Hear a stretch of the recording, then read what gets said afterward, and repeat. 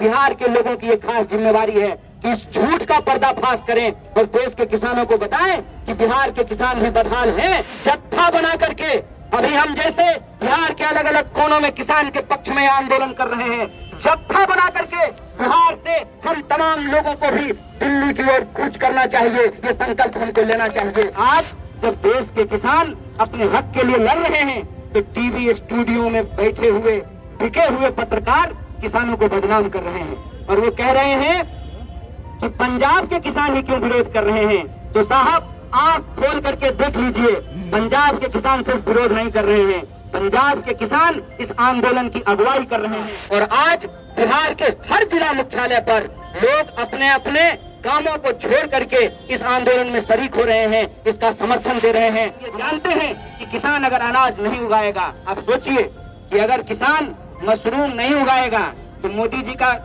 गाल जो है वो टमाटर की तरह टूटू लाल होगा। कि काश हमारे किसान मशरूम के साथ थोड़ा शर्म भी उगा पाते और इस देश के बेशर्म नेताओं को फ्री धनिया स्कीम में जो है थोड़ा शर्म भी दे पाते, तब इनको समझ में आता कि किसान आज किन परिस्थितियों से गुजर रहा है। सबसे पहले किसान को कोई भड़का नहीं सकता है। किसान अपने खेतों में बखूबी बैलों को काबू करना जानते हैं और मैं सरकार साहब से ये कहना चाहता हूं कि जो किसान भड़के हुए बैल को काबू कर सकते हैं वो भड़की हुई सरकार को भी काबू में लाना जानते हैं, उनको कोई भड़का नहीं सकता है। दूसरी बात ये, बिहार में 2006 में जब बाजार समिति को समाप्त किया गया तो यही बात कही गई थी कि बाजार समिति समाप्त हो जाएगा, बाजार समिति में जो करप्शन होता है वो करप्शन समाप्त हो जाएगा और किसानों की आय दोगुनी हो जाएगी।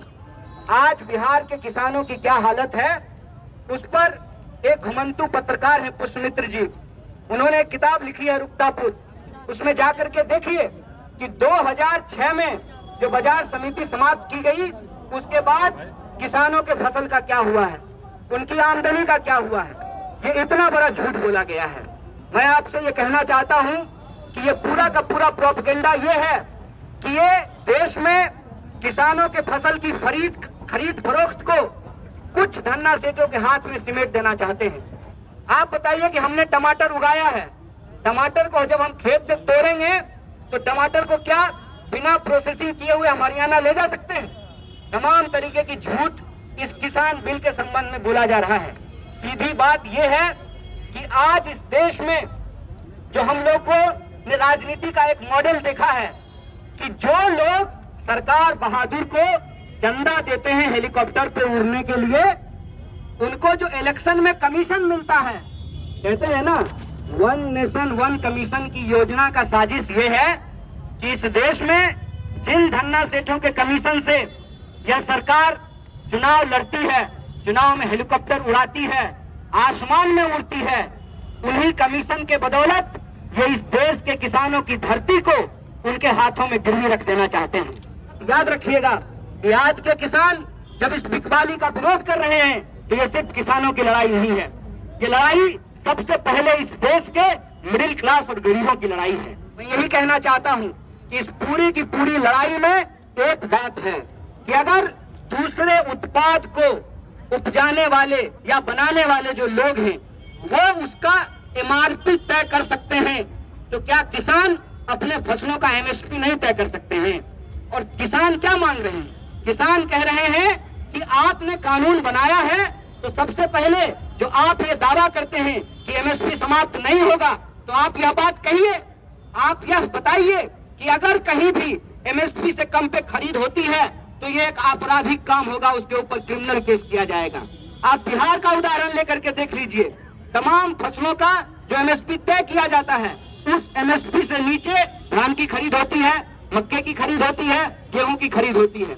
अभी तो सिर्फ कुछ अनाजों का एमएसपी तय किया जाता है। मैं कहता हूं कि हम सिर्फ अनाज खा करके जिंदा नहीं रहते हैं, हमको तेल की जरूरत पड़ती है, हमको टमाटर की जरूरत पड़ती है, हमको सब्जियों की जरूरत पड़ती है। क्या किसी भी चीज का एमएसपी तय किया जाता है? देश में अन्नदाताओं के साथ इतना बड़ा अत्याचार हो रहा है और इस अत्याचार में जो सबसे साजिश वाली बात यह है कि इस देश में नारा लगा जय जवान जय किसान, आज किसानों को जो खेत में अपने देश में अपने लोगों को अनाज पहुंचाने के लिए, खिलाने के लिए शहादत दे रहे हैं, जिनके बच्चे बॉर्डर पे शहादत दे रहे हैं, आज कि जवानों के पिताजी के ऊपर उन्हीं जवानों के द्वारा लाठियां भंजवाई जा रही हैं। और हम ये जानते हैं कि किसान अगर अनाज नहीं उगाएगा, आप सोचिए कि अगर किसान मशरूम नहीं उगाएगा तो मोदी जी का गाल जो है वो टमाटर की तरह टूटू लाल होगा।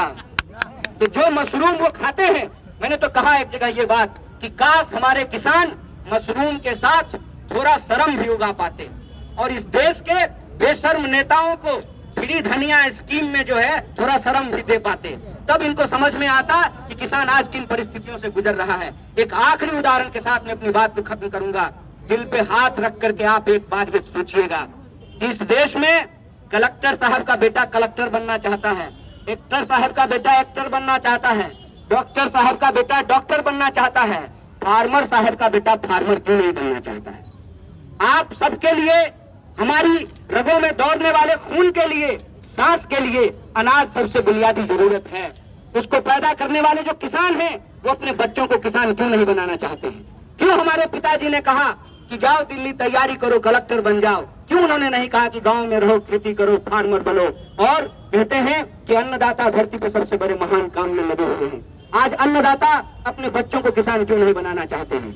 इसीलिए नहीं बनाना चाहते हैं कि उनको मालूम है कि हार तोड़ मेहनत करने के बाद जब वो अपने फसल को बेचने के लिए जाएंगे तो उनका फसल ही उनके लिए फांसी का फंदा बना दिया जाएगा। ऐसी व्यवस्था देश के अंदर की गई है।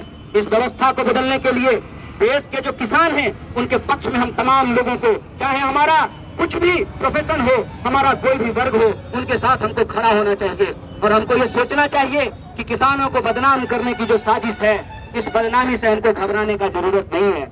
और एक उदाहरण आप लोग जानते हैं कि जब किसी विधवा की जमीन कब्जा करना हो तो सबसे पहले उसका चरित्र हरण किया जाता है, सबसे पहले उसको डायन होने का आरोप लगाया जाता है।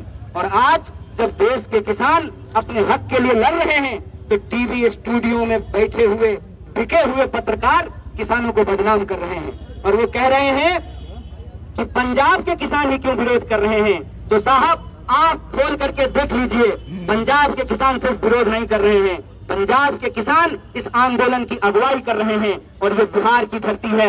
मैं याद दिलाना चाहता हूँ कि गांधी जी जब वापस भारत आए थे तो उन्होंने भी चंपारण से नील की खेती के विरोध में अपना आंदोलन शुरू किया था और आज बिहार के हर जिला मुख्यालय पर लोग अपने अपने कामों को छोड़ करके इस आंदोलन में शरीक हो रहे हैं, इसका समर्थन दे रहे हैं। हम आपसे भी आग्रह करते हैं, जब तक किसानों की मांग नहीं मानी जाती है, चरणबद्ध तरीके से हमको यह आंदोलन आगे बढ़ाना चाहिए। और अगर जरूरत पड़ी, क्योंकि बार बार बहस में बिहार का नाम लिया जा रहा है कि बिहार में 2006 में जो है बाजार समितियां समाप्त कर दी गई है और किसान बड़े खुशहाल हैं, तो बिहार के लोगों की एक खास जिम्मेवारी है कि इस झूठ का पर्दाफाश करें और देश के किसानों को बताएं कि बिहार के किसान भी बदहाल हैं। और अगर जरूरत पड़े तो मैं किसान संगठनों से यह आग्रह करता हूं कि जत्था बना करके, अभी हम जैसे बिहार के अलग अलग कोनों में किसान के पक्ष में आंदोलन कर रहे हैं, जत्था बना करके बिहार से हम तमाम लोगों को भी